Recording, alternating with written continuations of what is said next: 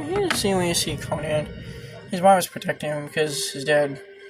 Basically, here's where the Raiders of Doom, where the false Raiders of Doom slaughter everyone. Now, famously, when this film was in production, it was originally received an X rating due to its graphic, violent nature. Due to its graphic, brutal, bloody violence. It actually had to undergo a few edits and trims in order to get an R rating. At one point, suggested more trims to make it PG. Though director John Miller's thought that would hurt the film, since, well, now, during this film was originally envisioned of originally received an X rating from the MPAA, but Universal mandated a few more trims and cuts in order to get an R rating. Now, this film, strangely enough, when this film came out, it was initially released with a 15, but then it was heavily cut down in order to allow for family viewing in the 1990s with a 12 certificate, which is really strange when you actually think about it.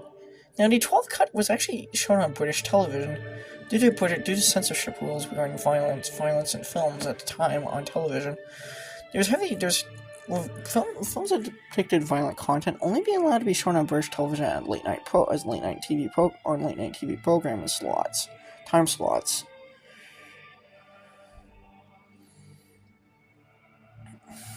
Now, like I said before, that's actually Sven Forster. He's actually a friend of Arnold Schwarzenegger.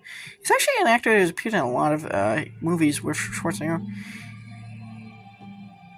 And that's Ben Davidson, an ex-NFL defense player. I can't think of our character's names though. Now, famously, the character of False Doom, he was actually changed a lot from his original incarnation in the original Conan stories. He was actually merged with elements of another.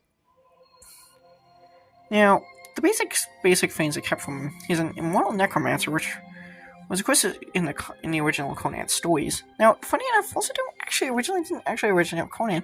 He was actually a character of Robert Howe's other creation, Kull, the Conqueror. And in the original Conan stories, False Doom did not possess a humanoid appearance. He didn't have like a long hair, or he didn't look like that. He originally actually looked like almost like a precursor to Skeletor from He-Man, like I mentioned before. So yeah, I mentioned that before.